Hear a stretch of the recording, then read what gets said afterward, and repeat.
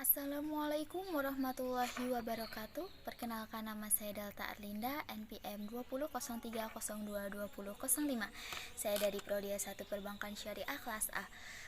Baik, di sini saya akan membuat video untuk memenuhi tugas UAS mata kuliah Ushul Fikih.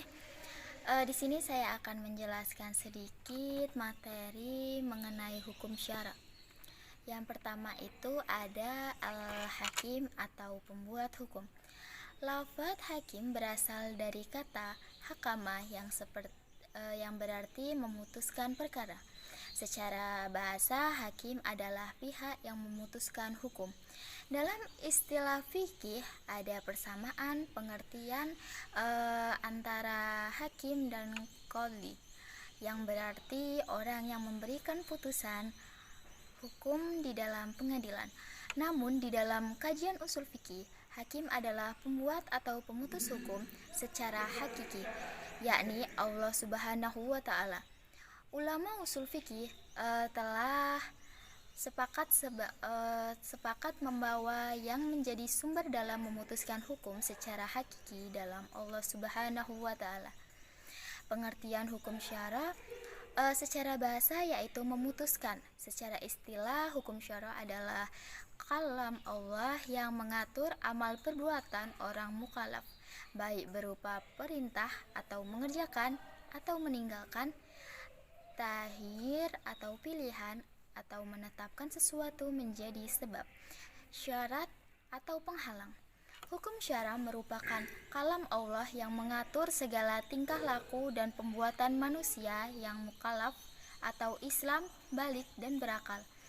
Kalam Allah bisa berupa perintah, mengerjakan sesuatu, anjuran, mengerjakan sesuatu larangan, mengerjakan sesuatu anjuran, meninggalkan sesuatu, memberi pilihan, menetapkan sesuatu sebagai sebab. Pembagian hukum syara. Di sini ulama usul fikih membagi hukum syara menjadi dua. Yang pertama yaitu hukum taklifi. Hukum taklifi adalah hukum yang mengandung perintah, larangan, atau memberi pilihan kepada seseorang mukallaf. Perintah Allah terbagi menjadi dua, yaitu ada wajib dan sunnah. Larangan Allah terbagi menjadi dua, haram dan makruh. Pilihan terbagi menjadi dua, boleh mengerjakan dan boleh meninggalkan. Penjelasan tentang wajib menurut bahasa, wajib berarti tetap atau pasti.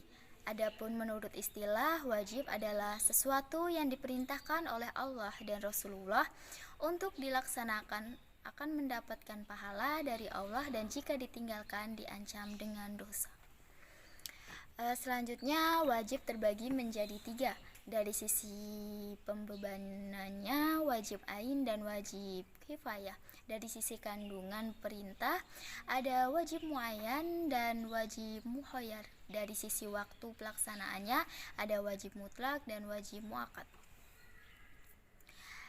Selanjutnya ada 4 penjelasan tentang makruh.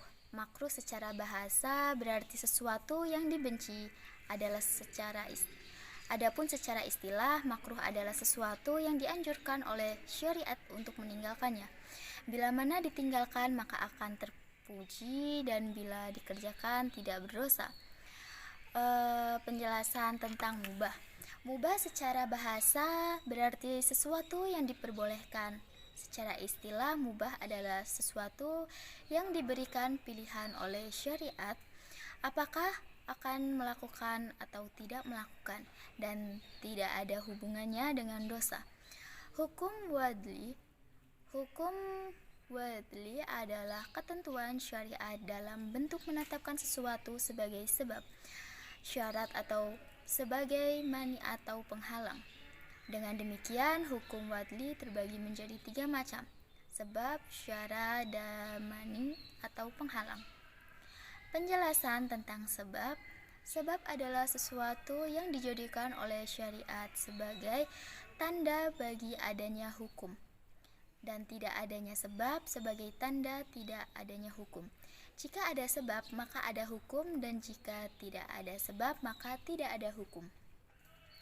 Contohnya, tergelincirnya matahari menjadi sebab datangnya waktu zuhur. Adapun sebab dibagi menjadi dua macam, yaitu kadang tidak berada dalam jangkauan mukhalaf dan terkadang berada dalam jangkauan mukhalaf.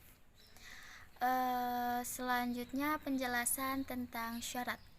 Syarat adalah sesuatu yang tergantung kepadanya adanya sesuatu yang lain dan berada di luar hakikat sesuatu itu.